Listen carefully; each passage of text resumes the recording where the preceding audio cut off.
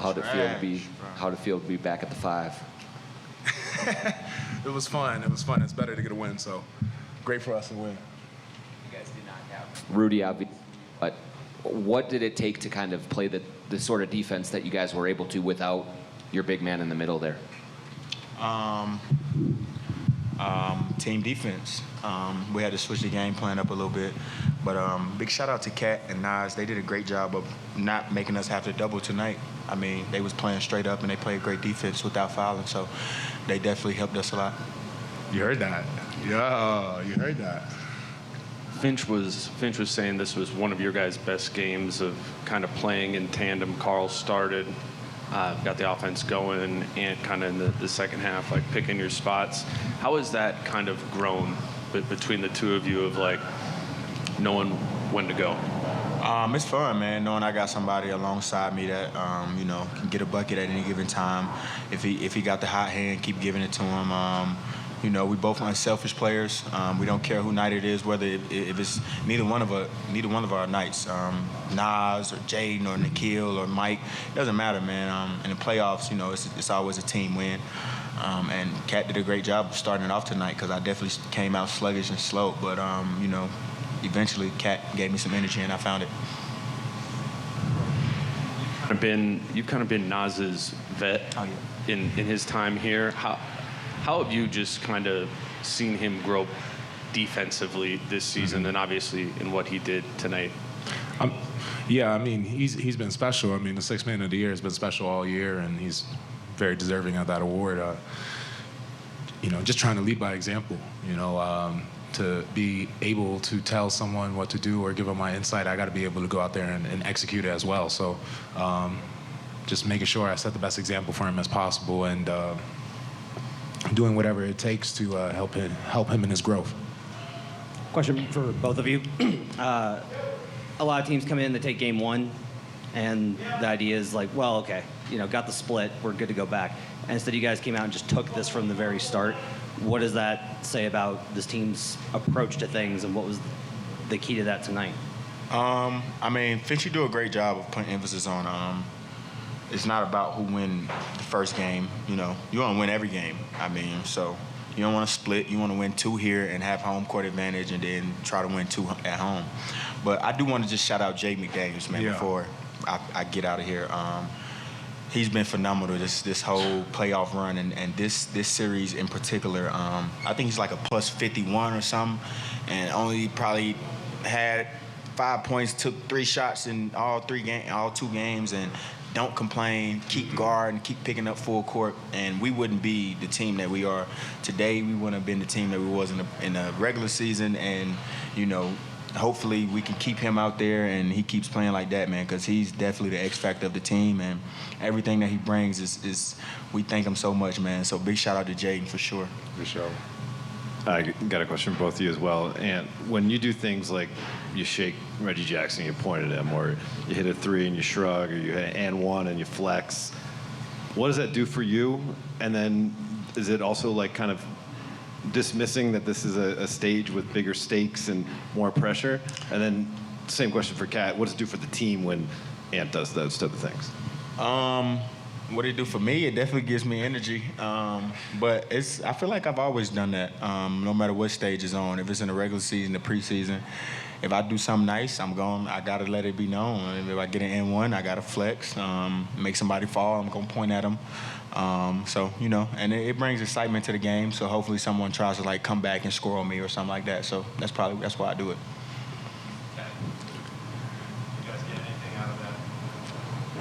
Hell no. Let me put it like this. When Ant's out there talking his shit, I know that we in for a good night. And Chris was in here earlier talking about how you guys really smelled blood in the water a little bit with the way you guys were defending. What do you think this team is learning about developing a killer instinct right now? I think we're doing a great job of just trying to just pick them up early, like put pressure on everybody, pressure the ball, pressure the passer. Don't let it. Cat do a great job of just pressuring the entry pass. Don't let it be easy. Nas fronting, Kyle fronting, trying to get our hands on everything, touching, pushing, being physical. I think that leads to the defensive plays that we make. And like I said, man, once again, Jaden was everywhere tonight. steals, deflections, blocks, rebounds. He was everywhere tonight, man. So, you know, he plays a major role in all of those defensive efforts that we have out there. For both of you, what was your perspective when Jamal Murray threw the heating pad on the floor? Like, did either of you actually see it happen? And Nope. then what was your reaction just sort of upon learning that had happened? Yeah, I didn't even know like it happened until the ref stopped the play and threw the heating pack off the floor. I thought it was on somebody's back or something. I didn't know it was thrown onto the court. But yeah, that's crazy. No, I saw it. I just was more worried about making the layup. I ain't gonna lie to you. For either you guys or both, a lot of people who had Finch's surgery would have just sat on the couch for a week. What did it mean to you guys that he came and kind of probably pushed through a lot of pain to make this trip? I mean, it definitely meant a lot because for someone like me who just came off surgery on my knee and was nowhere near as major as his, I can imagine the doctor told him not to travel and not to fly, and Finchy said, hell no, I'm going to be there for my team. So the leader of our team, you know, when you have someone who's willing to fight like that, you know, of course his troops are willing to fight just as hard for him. That's a perfect answer. Kat, years and years ago when you came into this league as the #1 pick, you were drafted not only for your offensive talent but for your defense and the promise that everyone thought you had. Does it feel good to be getting back to that and showing your capabilities again and not, you know, just being viewed as the stat stuffer and the big offensive player that you were? He was never viewed as a stat stuffer or just a. No, I know that. I'm just saying he was never viewed as that. Especially when I got here, I always thought he was a great defensive player. He just had to put his mind to it. And when Finchy got here, man, Finchy put emphasis on, hey, and Cat, if we want to go somewhere, we got to defend. And like he said, that's the head of the snake. And hearing that from him, it pushed Cat, man. And I tell Cat, we need you to defend. Corliss tell Cat, we need you to defend the whole team. And, you know, ever since he been back this whole year, man, since he been at the 4, he been defending his ass off. So he's been playing great, and we hope he continues to do it. This is for both of you guys. What's the message to the fans in Minnesota now that you're going back 2-0 now, going home, got the crowd at Target Center? Just talk about what that means for you guys and what it means for this fan base. I mean, for us, I think the message we want to send is that, you know, we're extremely honored and blessed that we have this opportunity to go home up 2-0.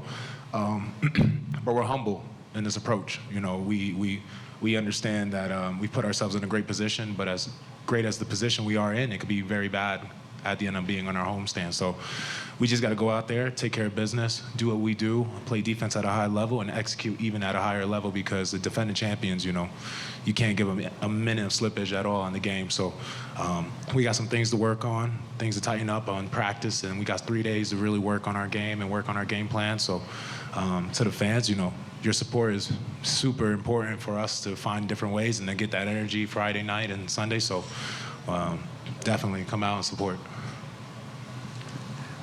Guys, I'm sure that you guys expected Denver to come out and hit you hard to start the game, some emotional surge, and when that didn't happen, were you guys a little surprised that you were jumping on them as opposed to vice versa? And do you see them being confused at times? Do you see them losing confidence when the lead is sort of spiraling?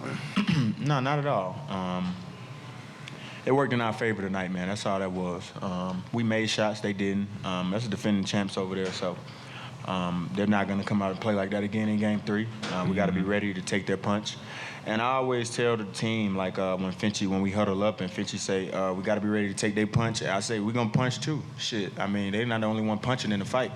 So, I mean, yeah, just like that. They're not the only one that's going to come out punching. I don't give a damn if we go up 3-0 for the Game 4, we're going to come out punching too. So they got to be ready to take our punch, and we'll be ready to take their punch. But, yeah, I don't see no slippage in there.